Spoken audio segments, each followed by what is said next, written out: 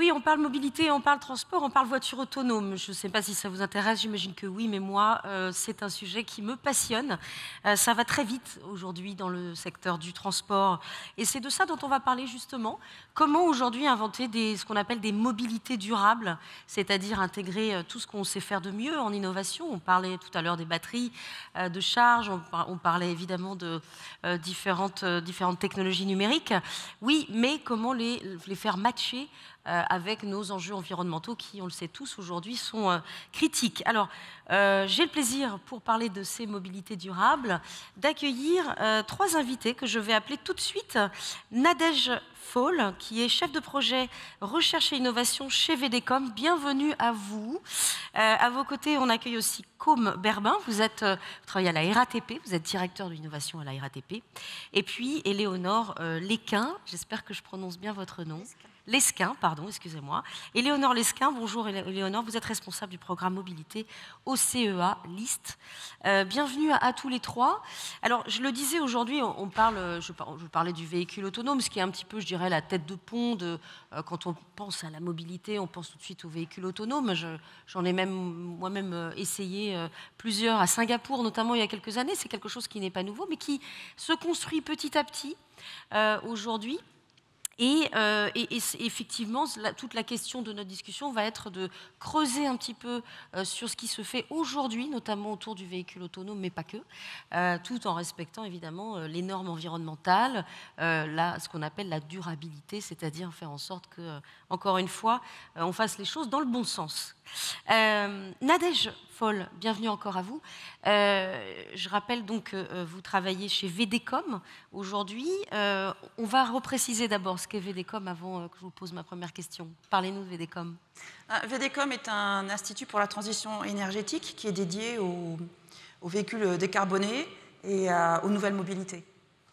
Alors, justement, donc, en charge de la recherche et l'innovation chez VDCOM, vous intéressez donc à l'innovation dans les mobilités.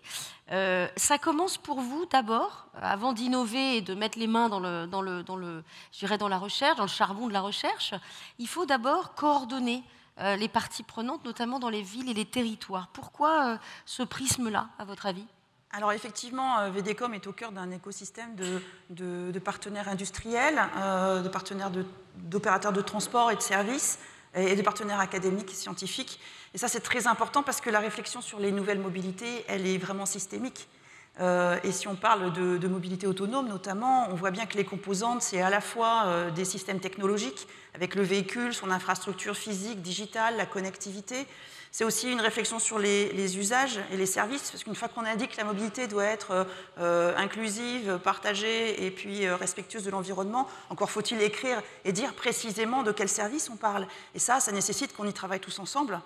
Et puis enfin, le dernier élément, c'est l'acceptabilité à la fois individuelle. Moi, en tant que personne, est-ce que je suis prêt à accepter d'être dans ces véhicules et est-ce que je suis prêt à accepter de partager la route avec ces véhicules, mais aussi une question d'acceptabilité sociale avec la recherche de nouveaux équilibres entre le bénéfice individuel et puis un bénéfice partagé, un bénéfice social, qui n'est peut-être pas d'ailleurs la somme des bénéfices individuels. Et là, on voit bien qu'il y a des travaux qu'on ne peut pas mener seul, chacun. Il faut bien que l'ensemble de l'écosystème partage et échange sur ces sujets-là. Et d'ailleurs, c'est pour ça que c'est intéressant pour nous et très important Paris-Saclay, parce que c'est vraiment l'endroit où l'ensemble de ces parties prenantes sont représentées et où il y a un historique des projets de recherche sur la mobilité avec les usagers du plateau et puis les collectivités territoriales.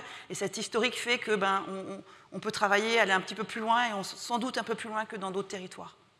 Alors, chez VDCOM, on recherche, on innove, tout est aussi dans votre responsabilité au sein de VDCOM. On recherche notamment au travers du projet SAM. Est-ce que vous pouvez nous parler de ce projet ? Alors, SAM, c'est un projet d'expérimentation nationale. Il est financé par l'ADEME, le PIA 3, et il est issu du programme d'expérimentation du véhicule routier autonome. C'est un projet qui réunit 18 partenaires industriels et académiques et qui aligne une quinzaine d'expérimentations dans divers territoires. Alors, ce qui est intéressant dans SAM, outre sa taille, c'est qu'on a à la fois des cas d'usage de véhicules particuliers, des cas d'usage de véhicules partagés collectifs, et puis on commence à toucher des cas d'usage de livraison urbaine. Et l'ambition de SAM, c'est d'être plus que 15 expérimentations alignées, c'est d'animer cette communauté et de créer de la connaissance à la fois en termes méthodologiques, en termes prospectifs sur les scénarios de déploiement de la mobilité autonome sur les territoires, et donc d'aller bien au-delà que simplement aligner des expérimentations individuelles. Vous avez commencé ce projet, je crois, en 2019. L'objectif, c'est de le terminer, ce projet SAM, en 2023. Oui, fin 2023. Donc aujourd'hui, on en est où à l'heure où on se parle? À l'heure où on se parle, on a un certain nombre d'expérimentations qui tournent depuis un moment. Hein. On a Vincennes avec RATP, on a Toulouse à l'Oncopole, on a des expérimentations. On en a une ici sur Paris-Saclay qui commence exactement en ce moment, là, avec des Zoé Cab, avec Renault. Donc on a déjà un retour sur des expérimentations en cours, et puis on a beaucoup d'expérimentations qui sont en cours de lancement, pas très loin d'ici, hein, Saint-Ramin-les-Chevreuse, à Paris, et puis dans d'autres collectivités sur le territoire. Donc oui, on commence à vraiment à emmagasiner à la fois de la donnée pour que la communauté scientifique puisse travailler, et puis aussi des retours d'expérience avec les territoires et avec les utilisateurs sur comment on met en place une expérimentation, quels sont les freins, les leviers, et comment on travaille tous ensemble pour que tout ça se passe du mieux possible en faisant émerger à la fois les zones d'intérêt et puis les zones les freins, voire quelquefois les réticences des parties prenantes localement. Et ça, c'est extrêmement intéressant. Vous avez parlé là de villes où le projet est implanté. Je pensais à Toulouse, par exemple, ou même à Saclay depuis peu. Les retours d'expérience sont différents d'une ville à l'autre, là où le projet est testé? Alors, les configurations sont différentes parce qu'on a des cas d'usage différents, puis des situations de roulage qui sont différentes. Donc, bien sûr, les configurations sont différentes. On a quelques constantes qui sont intéressantes à regarder en termes d'acceptabilité, à la fois sur l'acceptabilité individuelle, où on voit que les gens, le driver principal, ça reste la sécurité. Et donc, plus ils sont au contact de la technologie, plus ils s'habituent à cette technologie, et plus ce frein-là, il est accepté, il est levé. Et on voit que ça évolue dans le bon sens. En revanche, ce qu'on voit aussi très nettement, c'est que les utilisateurs nous disent, bon, ça c'est bien, c'est sympa, ça roule tout seul, on est sécurisé, il faut que ça serve à quelque chose. Et aujourd'hui, on ne voit pas très bien encore à quoi. Alors, ce n'est pas étonnant, parce que la maturité technologique a fait que, oui, les services ils sont encore un peu balbutiants, mais on voit qu'on a une zone, là, il faut travailler, il faut vraiment apporter des réponses, et garder nous en tête que ce qu'on fait n'est pas pour la beauté de la science, mais ça doit servir au territoire et aux utilisateurs. Et puis, le deuxième grand enseignement, c'est que on voit arriver les réticences des autres usagers de la route, parce qu'on met des véhicules sur l'espace public, on demande aux piétons de se pousser un peu, aux vélos de se pousser un peu, aux bus de se pousser un peu, et puis ça génère des réactions qui ne sont pas toujours positives. Il faut vraiment qu'ensemble aussi, on arrive à analyser ça et à voir comment faire, comment travailler, comment communiquer, comment sensibiliser, comment expliquer aussi la technologie pour aplanir ces difficultés-là. Alors, Côme Berbin, vous faites partie de la RATP, je le disais, en charge de l'innovation. À la RATP, je le sais par différents points de contact qu'il y a vraiment une dimension recherche aussi. Hein. Parfois, c'est de la performance que d'aller creuser notamment des tunnels sous Paris. On le sait moins, mais c'est vraiment de la performance technologique. Revenons à Paris-Saclay et au projet SAM. Vous en faites partie. La RATP est inscrit dans ce projet. Racontez-nous un petit peu quel rôle vous jouez dans le projet SAM, donc autour du véhicule autonome, et aussi de votre présence ici à Paris-Saclay. Alors, sur le projet SAM, on a directement 3 expérimentations de véhicules autonomes qui font partie du projet. Donc, celle de Vincennes, et donc, qui tourne tous les week-ends. Donc, si vous voulez tester un véhicule autonome, venez à Vincennes. Des choses qu'on a faites récemment à Vincennes, c'est que maintenant, on opère les véhicules à distance. Donc c'est branché, il y a encore des gens sur site parce que pour des questions réglementaires, mais on commence à gérer, pas à conduire à distance, mais vraiment à gérer une flotte et un service de mobilité autonome intégralement à distance. On est en train de lancer, là on est dans les roulages techniques, l'expérimentation de Saint-Rémy-lès-Chevreuse. Saint-Rémy-lès-Chevreuse, c'est un cas qui est très différent de Paris. Paris, c'est vraiment la zone hyper dense, et donc on est confronté à des piétons, des vélos. À un moment, on a une piste cyclable en contresens.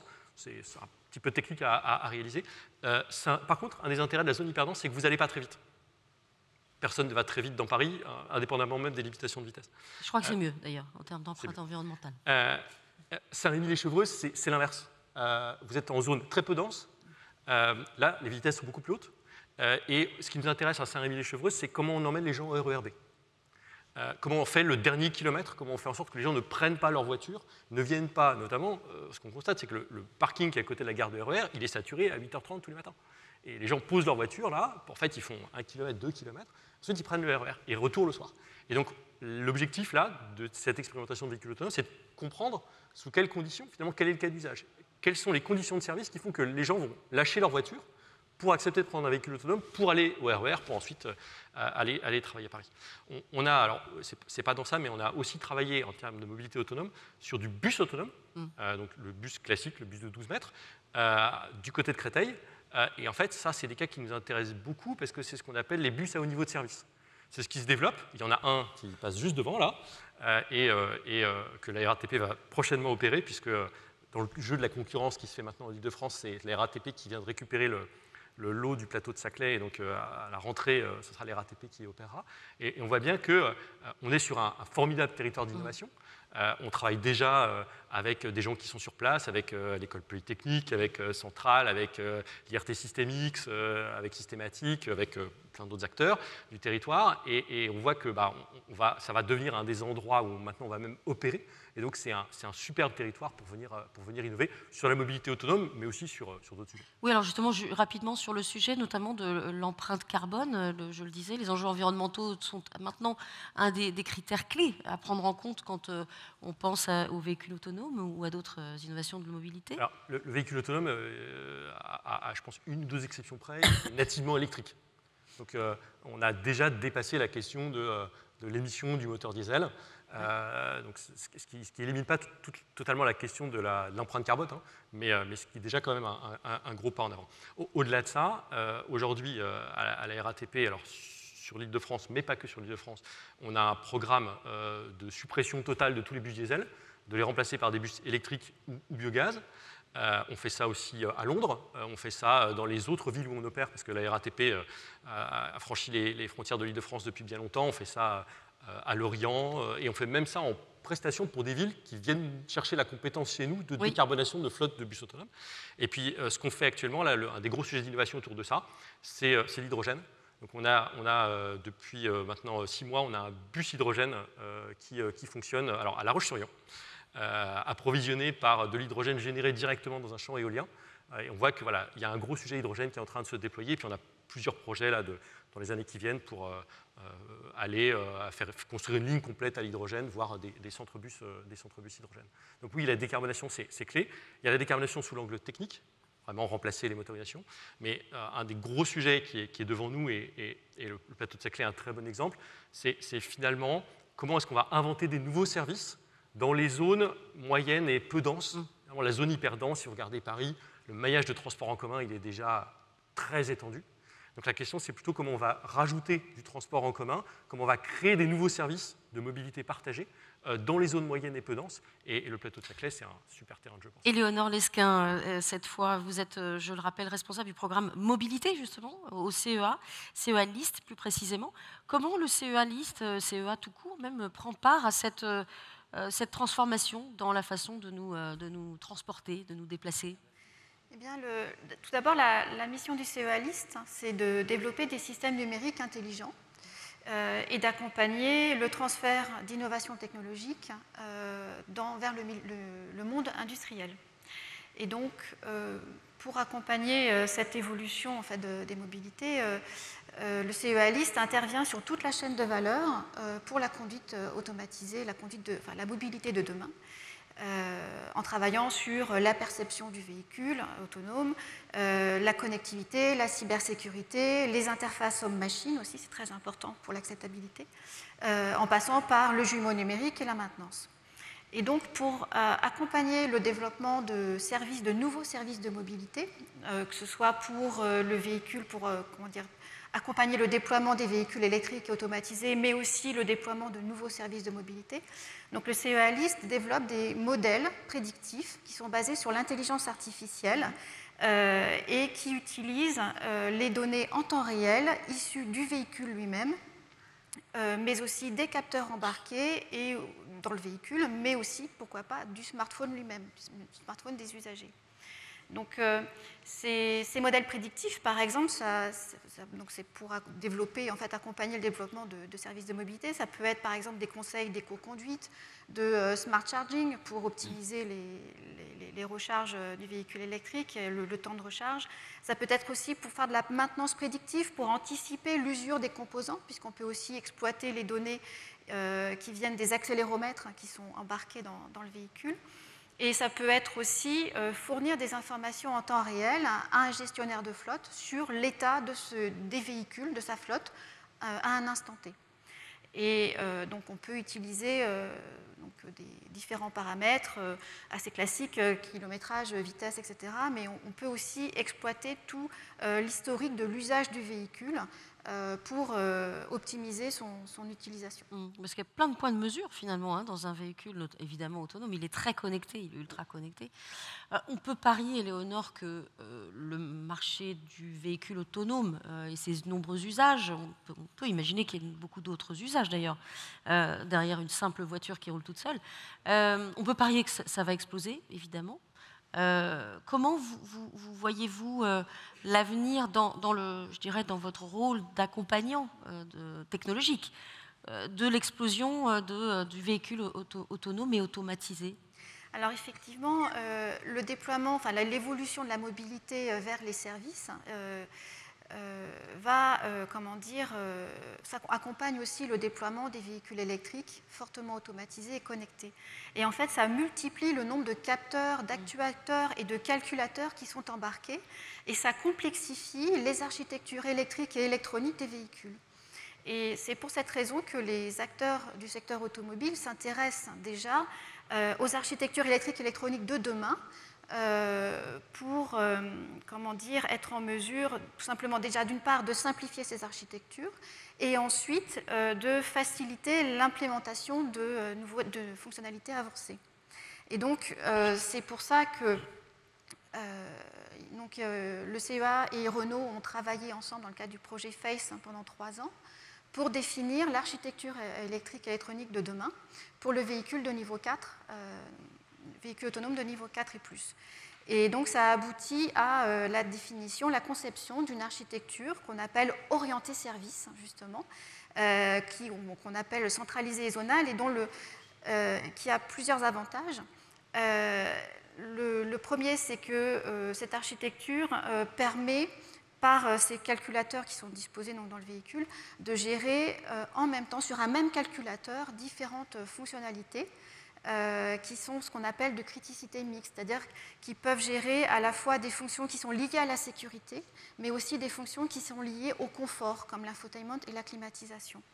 Et donc le deuxième avantage de ces architectures, c'est aussi de mutualiser donc les calculateurs et de réduire le nombre de calculateurs embarqués, et donc de réduire la masse. En fait, la masse des calculateurs. Et donc, ça permet d'améliorer l'autonomie des véhicules et d'espacer les recharges du véhicule. Alors là, on est rentré un petit peu dans le détail technique. Quel est l'apport de la technologie au service des services futurs, finalement, des usages?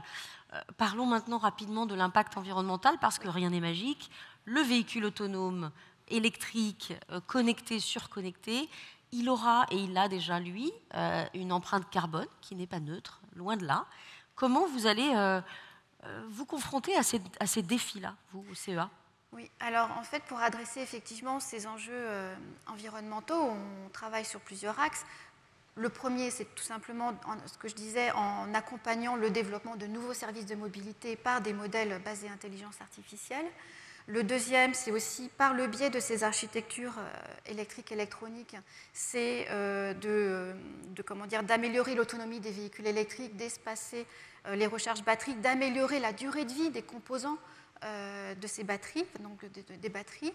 Et puis on travaille aussi sur l'optimisation des ressources, de l'allocation des ressources de calcul et l'optimisation des réseaux de neurones qui sont le cœur de l'intelligence artificielle, pour qu'ils soient moins énergivores pendant leur fonctionnement, en fait, en embarqué. Et donc, tout ça, ça vise à améliorer aussi la durée de vie des composants. Donc effectivement, l'enjeu, si j'ai bien compris, hein, c'est chaque composant, qu'il soit physique ou virtuel, vous parliez des jumeaux numériques, doit être rationalisé au maximum dans son usage, quel qu'il soit, et ça rebondit sur le sujet des batteries précédemment, où on va ouvrir le champ à des batteries qui fournissent du stockage stationnaire, même quand les batteries dorment, et ça c'est super intéressant, je trouve que c'est une voie à explorer intéressante. C'est l'heure, malheureusement, c'était court, merci beaucoup, mais c'est l'heure de terminer cette discussion, on était ravis de vous écouter. Je crois qu'on peut les applaudir, merci beaucoup de votre soutien, merci à vous. Merci à tous les trois. Je vous laisse regagner les coulisses avec de l'eau, un petit café, ce que vous voulez. Et pour moi, de rejoindre le centre de scène, puisque, vous le savez, Paris-Saclay Spring, c'est une centaine de start-up et d'innovations qui sont présentes dans le showroom ici à Paris-Saclay. Je suis passée tout à l'heure, il y a des choses extrêmement intéressantes pour celles et ceux qui sont là. Bienvenue sur les stands. Et j'ai le plaisir de retrouver mon ami Alexandre qui est sur l'un des stands. Est-ce que tu m'entends, Alexandre ? Absolument Marion, comme tu le disais, eh bien Paris Spring, c'est aussi un village de start-up, Paris-Saclay Spring. Vous l'entendez, vous le voyez peut-être autour de moi. Et je suis sur le stand de la communauté d'agglomération Paris-Saclay pour parler du projet Mamob avec Vincent Billon-Bocquet. Vous êtes chef de projet mobilité innovante à la communauté d'agglomération de Paris-Saclay. Alors Mamob, pour qu'on comprenne bien, pour toutes celles et ceux qui nous regardent, c'est tout simplement un lien qui vous permet tous de faire votre diagnostic mobilité. Oui, effectivement. Alors l'outil Mamob, c'est un diagnostic mobilité. C'est beaucoup plus que ça en réalité. L'outil Mamob, qui est un outil donc déployé par l'agglomération Paris-Saclay, aujourd'hui permet à tout un chacun de réaliser son diagnostic mobilité en ligne. Donc concrètement, vous vous connectez sur le lien mamob.yesweaver.com sur Internet, accessible depuis un téléphone, un ordinateur, comme vous le souhaitez. Vous renseignez vos pratiques de mobilité, pourquoi vous vous déplacez, comment, quels problèmes vous rencontrez. Et derrière, toute cette donnée-là va permettre déjà à vous de recevoir des informations sur des pratiques de mobilité et des solutions de mobilité adaptées et complémentaires, différentes de ce que vous faites déjà. Et pour l'agglomération, pour la collectivité, pour les communes partenaires, c'est un plus énorme parce que toutes les données collectées, déjà aujourd'hui plus de 4000, vont nous permettre derrière d'adapter nos politiques de mobilité, nos projets, que ce soit pour les bus, pour les vélos, pour le covoiturage aussi, développer de nouveaux services et du coup avoir une politique toujours plus adaptée en fait aux besoins des habitants et en prise avec la réalité du territoire.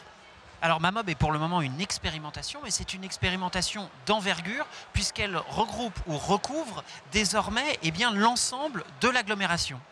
Oui, effectivement. Alors, on est même au-delà d'une expérimentation. Aujourd'hui, on est sur vraiment quelque chose d'opérationnel. On a commencé en 2019 en expérimentant sur la zone de Courtabœuf, justement, à l'échelle d'un parc d'activité. On s'est étendu en 2020 à de nouveaux parcs à Palaiseau, à Igny. On l'a testé chez nous en interne pour nos agents en tant qu'employeurs. Depuis septembre 2021, on l'a déployé sur 7 premières communes qui nous ont accompagnés. Et progressivement, la démarche s'étend. Aujourd'hui, tout habitant, tout usager du territoire de Paris-Saclay, c'est-à-dire salariés, acheteurs, étudiants, personnes qui font des démarches, visiteurs, simple même, peut répondre comme elle le souhaite sur le territoire. Et demain, l'enjeu, c'est d'accompagner toutes les communes progressivement, d'ouvrir les données à toutes les communes et que chacun, du coup, ait accès, comme il le veut, comme il le souhaite, à ces données et à de nouvelles pratiques de mobilité, de nouvelles solutions, en tout cas, pour tous ceux qui le souhaitent. Alors, pour vous tous et toutes qui êtes avec nous aujourd'hui sur le site de Paris-Saclay, vous pouvez aller directement sur Mamob, faire votre diagnostic mobilité. Et merci beaucoup, Vincent, de nous l'avoir expliqué. Et moi, Marion, je te rends le plateau et je vais continuer à faire un tour pour faire soit Nelson Montfort, soit Jean-Yves Lafesse. Je n'ai pas encore complètement décidé. En tout cas, je te donne rendez-vous dans 20 minutes sur un autre stand. Ça marche. Merci à toi, Alexandre. Merci. À tout à l'heure.